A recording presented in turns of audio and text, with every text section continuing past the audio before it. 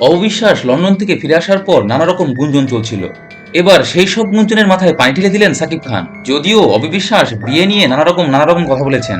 আমার একটা সময় খুব একটা খারাপ সময় যাচ্ছিল, মানে একটা দাম্পত্য জীবনে একটা ক্রাইসিসের মধ্যে দিয়ে যাচ্ছি, বাট উই সেপারেট। যদিও সাকিব খানের মুখে শোনা গেছে ভিন্ন কথা। সময়ের বাংলাদেশের অত্যন্ত জনপ্রিয় এবং অত্যন্ত গুণী একজন শিল্পী। অনেক সময় খেয়াল করে দেখি বিভিন্ন শিল্পীর বিভিন্ন রকম প্রবলেমে ও যেভাবে ফিল করে, যেভাবে বলে, যেভাবে তার পাশে দাঁড়ায় বা দাঁড়াতে চায়, সেটা সত্যি আমাকে খুব মুগ্ধ করে। মমতা এবং দোয়া সারা জীবনই থাকবে এবং আমি বিশ্বাস করি তুমি তোমার কাজ দিয়ে অনেক দোয়া, অনেক ভালোবাসা।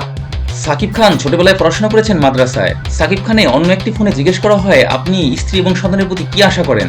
আমার স্ত্রীর প্রতি আমার ভালোবাসা এতটাই সৃষ্টি করে দিন যাতে আমি তার উপর থেকে চোখ ফিরাতে না পারি। আমার সন্তানদের নিয়ে আমাকে এতটাই আনন্দিত করে দিন এবং এতটাই ভালোবাসাপূর্ণ করে দিন যাতে আমি তাদেরকে অন্যদের সাথে তুলনা না করি।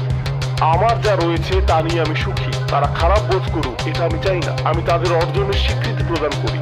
আমাকে সেই সামর্থ্য দান করুন যাতে স্ত্রী এবং সন্তানদের মাঝে উন্নত আয়ন খুঁজে পাই। আমাকে একটি মজবুত পরিবার দান করুন এবং আমাকে আমার পরিবারের প্রতি সন্তুষ্ট করে দিন।